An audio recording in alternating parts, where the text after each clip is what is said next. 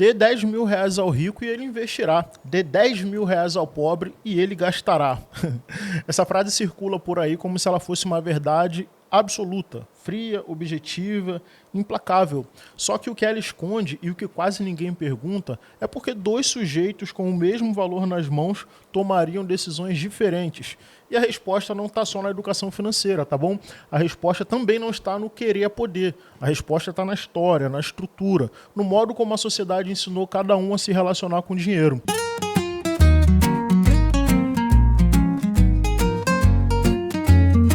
Seja muito bem-vindo ao canal Diário do Homem Comum, eu sou o Léo Sobral, aqui eu falo sobre paternidade, masculinidade, dinheiro e propósito, sem as lentes do coachismo, tá bom? Então se você considera meu conteúdo razoável, se inscreve aqui no canal, tá bom? Você pode se tornar membro também, clicando aqui no comentário fixado, tem um linkzinho ali, e aí você me ajuda aqui a continuar produzindo conteúdo todos os dias. Todo apoio é bem-vindo, tá bom? Sobretudo para os pequenos criadores como eu. Então, mas fica à vontade.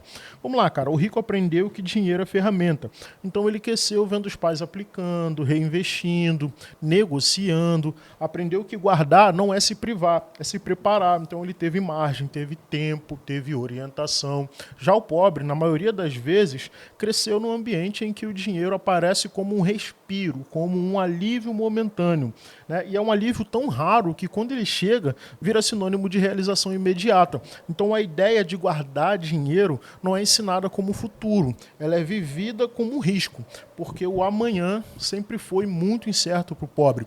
Então, quando você vive numa realidade onde o básico falta, qualquer sobra vira oportunidade de viver aquilo que foi negado por tanto tempo. Então, comprar algo novo, comer melhor, sair com os filhos, arrumar a casa. Não é falta de inteligência, tá bom? Isso é excesso de urgência. Então, a pobreza vai moldar o tempo de outro sujeito. Já o rico pensa em anos. O pobre vai pensar no mês, na semana, ou até mesmo no hoje. Não é que ele não saiba investir, é que a vida inteira ele precisou escolher entre comer e esperar. Então, a classe pobre, ela não tem luxo, ou ela não teve o luxo de aprender sobre os juros compostos antes de sentir na pele os juros do cartão estourado. Então ela não teve aula sobre diversificação de carteira. O que ela aprendeu foi diversificar bicos para poder pagar o gás, entendeu?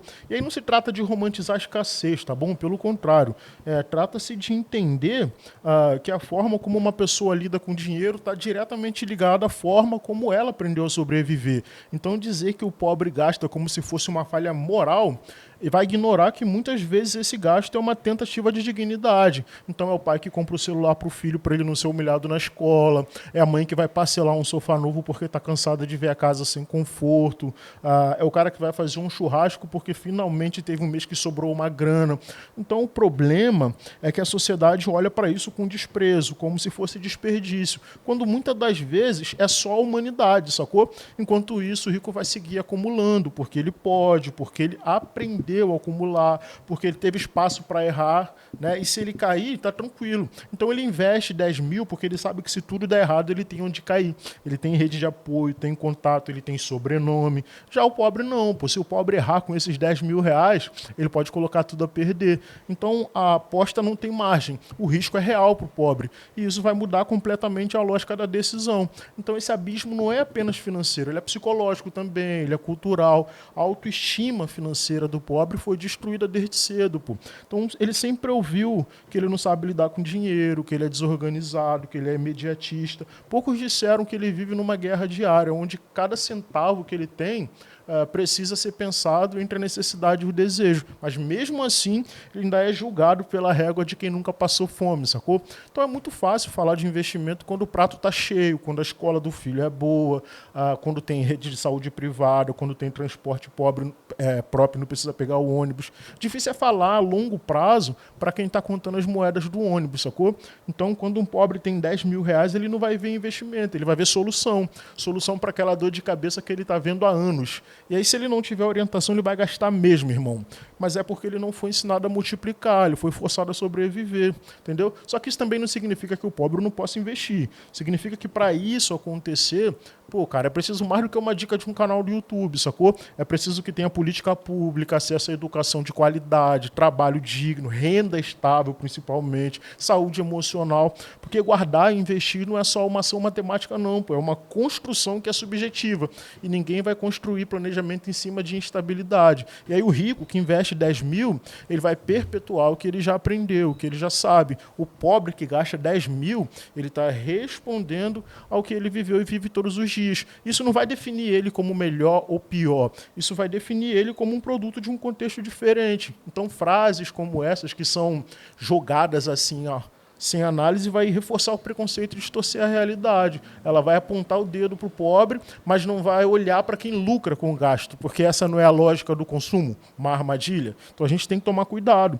Então é muito cruel quando a gente trata comportamento financeiro como imoralidade, como se o rico fosse virtuoso e o pobre esbanjador. Então o que falta para muita gente? Oportunidade de respirar, aprender, testar. Isso aí não ensina com culpa, né? Ensina com caminho, pô, mostrar a lógica, como as coisas funcionam, outras possibilidades. Então não é tirar o prazer do pobre, é dar para ele escolha, né? E aí quando que a escolha vai aparecer? Quando tiver margem, pô. Então, cara, da próxima vez que alguém repetir essa frase como se fosse sabedoria popular, pergunta o que foi ensinado ao pobre sobre dinheiro, pô, quais experiências ele teve, quais as portas que se abriram. Porque dinheiro isolado não vai transformar ninguém, né? Mas o que se faz com esse dinheiro é o que vai transformar. Então, pô, como fazer diferente? Tem que enxergar uma vida onde isso seja possível. Então o problema não é o pobre gastar, o problema é a gente viver numa sociedade onde gastar seja, sei lá, a única experiência de poder que um pobre conheceu. E aí investir nesse contexto é algo distante, pô, quase que impossível, sacou? Então se a gente quer mudar esse cenário, o primeiro passo é não julgar. Depois a gente vai tentar construir de baixo para cima, com respeito, com estratégia, com escudo, né, com defesa. Porque o dia que o pobre tiver as mesmas oportunidades de errar, aprender e crescer, talvez ele vai investir muito melhor do que muito rico por aí, pô. Mas enfim, cara, essa é uma discussão muito profunda. Eu acho que eu trago aqui de uma forma ainda rasa essa discussão, porque a gente precisaria, para falar sobre investimentos, né, trazer um economista para conversar, trazer um psicólogo para conversar, de repente até um psicanalista para entender essas questões que são subjetivas ao lidar com dinheiro. Então não é um assunto fácil de tratar, mas é muito fácil tornar o assunto raso ao ponto de dizer que se você der 10 mil reais a um rico, ele vai investir, e der 10 mil reais ao pobre, ele vai gastar. Falar isso é ser raso demais. E mais do que isso, tá bom? Falar isso, fazer essa afirmação é ser mau caráter. Porque se você não sabe levar, no mínimo, em consideração as diferenças de realidade e os pontos de partida de cada um, me desculpa, mas você é mau caráter. Então, esse discurso de mas ele não investe porque ele é pobre, mentalidade de pobre. Gente, pelo amor de Deus, gente. Pelo amor de Deus, né? Enfim, cara, não vou estender esse vídeo não, eu sou o Léo Sobral, que eu falo sobre paternidade, masculinidade, dinheiro e propósito. A minha ideia aqui é trocar uma ideia real sobre o mundo real com pessoas reais. Então, se esse conteúdo te parece razoável, considere se inscrever aqui, tá bom?